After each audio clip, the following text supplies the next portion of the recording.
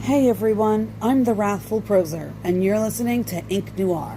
I apologize if you hear any type of noise in the background. My birds are squawking and my sugar gliders are, well, right now they're sleeping, but Dean is very cranky, so you may hear a little chatter. But other than that, today I'm going to talk about Templeton Farms in relation to the Parker and Hume case. Now, I like to do a little refresher, even though this is an ongoing series about this case. It happened in 1954. Pauline Parker, Juliet Hume, which we know is the mystery writer Anne Perry, when they were teenagers, they killed Pauline's mother, Honora Reber. Then we find out Honora and Herbert aren't really legally married, so Pauline finds out that her last name is Parker, which is why there's a lot of going back and forth.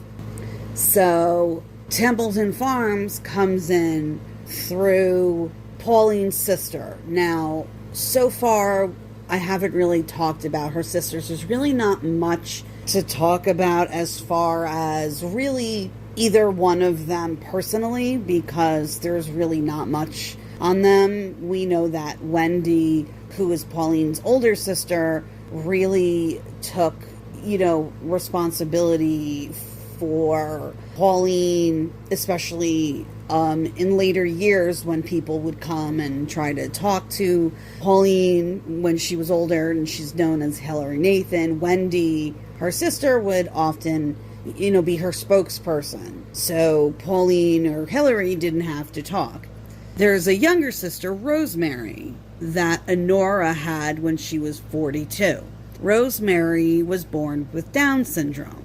Back then, we know that the field of psychology and even pediatrics, the medical field was not as advanced as it is today. People didn't know as much. So because Rosemary was born with Down syndrome, people didn't really understand it the way we do now. And people with any type of ailment or condition or disease where people didn't know about it, or it made them look different or sound different, became something that people were almost afraid of because it was different and they didn't understand it. And people didn't want to, unfortunately, have anything to do with these people. They didn't want to look at them or talk to them. So adults and children like Rosemary were then taken to institutions or hospitals or places like Templeton Farms, where they could be out of sight, out of mind, and also to either rehabilitate or, depending on the circumstance, or to just literally throw in a room with a bunch of other people and treat them just awful. And that's what happened. And Templeton Farms was a huge institution. It was connected to another institution through the administrative offices. They were both mental health hospitals or institutions. One was called Sunnyvale, which was built way before Templeton Farms in Christchurch, New Zealand. And it was also kind of connected through that, but Templeton Farms is really what I want to concentrate on, because this is where Rosemary Reber, or Rosemary Parker, was sent at the age of 2. Pauline really adored Rosemary. It's written in even Peter Graham's book, and other sources all say that whatever their opinion about Pauline is that she really loved her sister Rosemary, and Rosemary loved her back. So when Rosemary is sent to Templeton Farms, she's around 2 or 3 years old. And when I was talking about this, I wanted to stop and go into this because, yes, people did not know how to handle things and situations and these diseases and conditions back then. So we need to think about that when we're going back in time with these cases, because yes, we have to remember that this was in a time that people did not have the knowledge like we do today.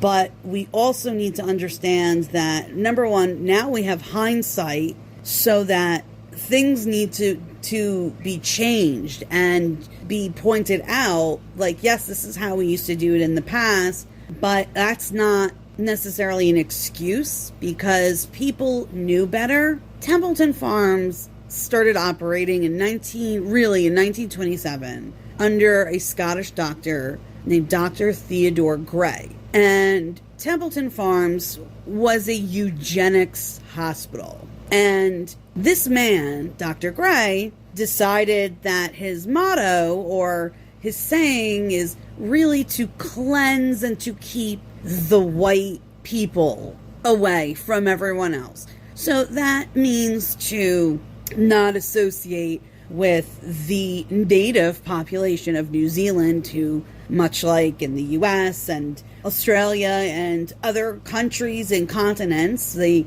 natives culture was already there, but then Whitey Whitersons come along and we're like, hey, we like this land, and apparently being translucent, pasty white is cool. So you're out of here, man. We're going to give you a tiny piece of land, and that's where you live. So New Zealand went through this too. So their population of natives, which is the Polynesians or the Maori, they're already there. But people like Dr. Gray, and this is what happened in World War II with Schmittler and his band of idiots, trying to make sure that anybody that didn't look like them was not able to get married and have children. So this hospital was where all those people went. So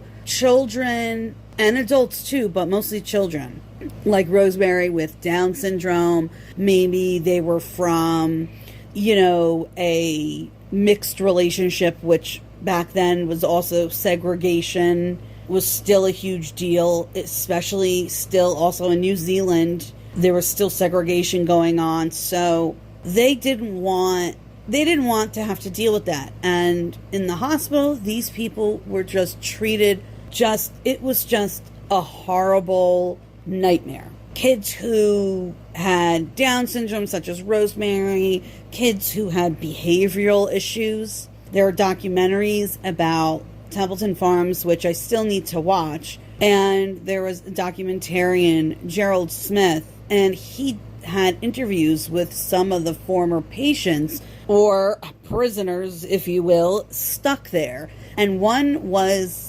a man now, older man. He was a young teen, and he was probably a troubled kid in the eyes of his parents, and he was dropped off there, and he was only allowed to leave when Templeton Farms closed in the year 2000, because Templeton Farms, once you went there, you were there for life. So when Pauline's parents dropped Rosemary off, they didn't have any intention on coming back and getting her one day, maybe when she's a little older. No, it was meant that you dropped your kids off here, and that's where they lived until they died. And there are hundreds of patients who died from old age, or maybe they had diseases or whatever else happens, and they're buried in a cemetery which is near, I think, Sunnyvale, and it's a plot for inmates of a prison, which I think was also part, I believe, I'm not too sure, I have to recheck that, of Sunnyvale. I think there was a prison either connected to it or in that area.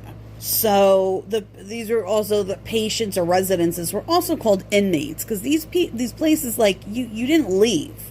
And as far as the information that I've read, that Rosemary's parents, Herbert and Honora, I know that they visited her there. But there's also talk that she came to them And I just believed it. It was in a few different accounts, but now I'm thinking, I don't know if there's any definite proof of that. I do have to go back and look, because I don't know if patients were allowed to leave at all. I mean, maybe during the holidays. It wasn't like a college campus. So I want to make sure that that's correct, because that's always something that was just another part of this case. And after learning a little bit more about Templeton Farms, or the institution, now I'm thinking I couldn't find any paperwork or anything that said that other people were allowed to leave and go visit their families. I know families could visit them, but that would kind of, I guess, well, maybe defeat the purpose for some of them. I don't know. But in any case, even if she did go, they said that she went like for Christmas, she would go home for like the week of Christmas, or one thing said on weekends or every weekend, another one just said weekends. I mean, this is a lot of time that they're spending with Rosemary, which would be fantastic, but then why would they bring her there?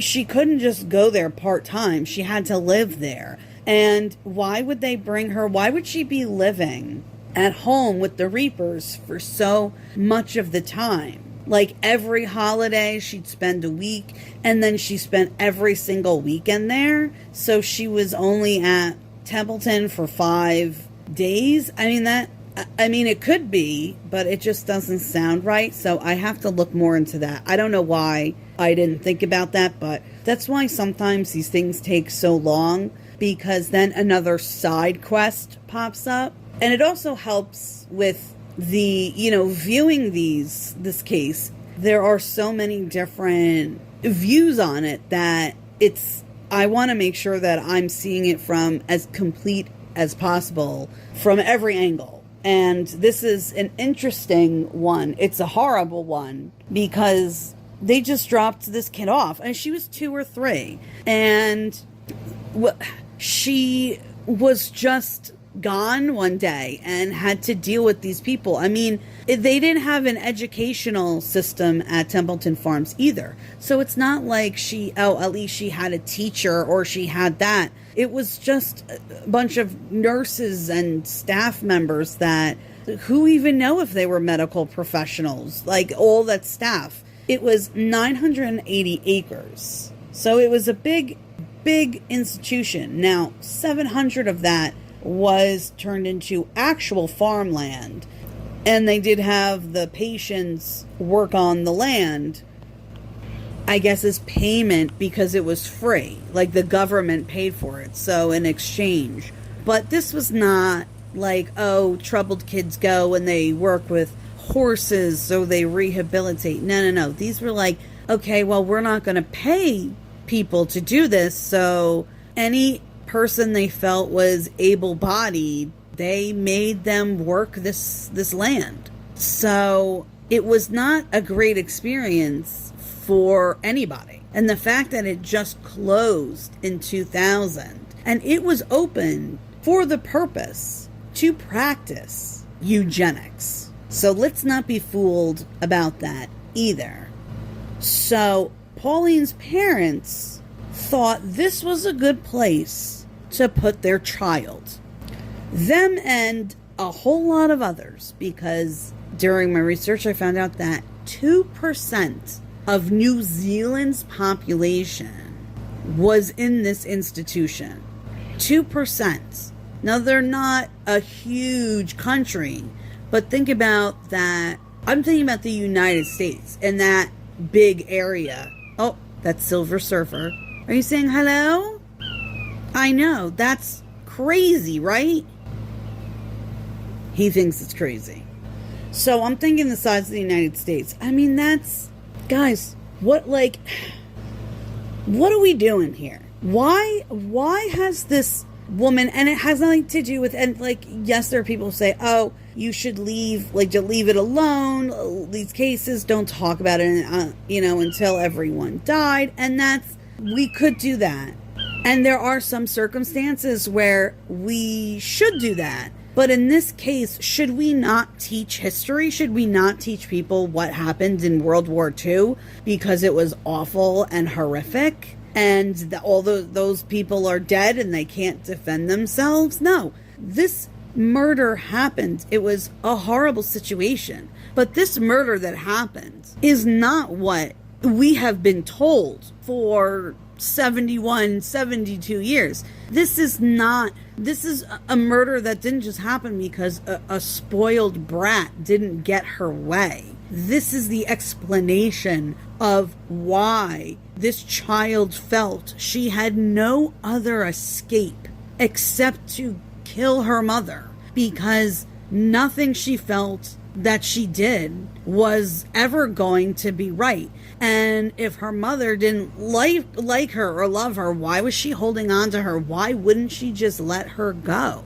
And that's where the difficulties that this is relevant information, because there are millions of parents who are dealing with a child, a teenager who is just defiant, and the parents are and it's getting like exacerbated by the parents saying, no, you can't do this, you can't do that.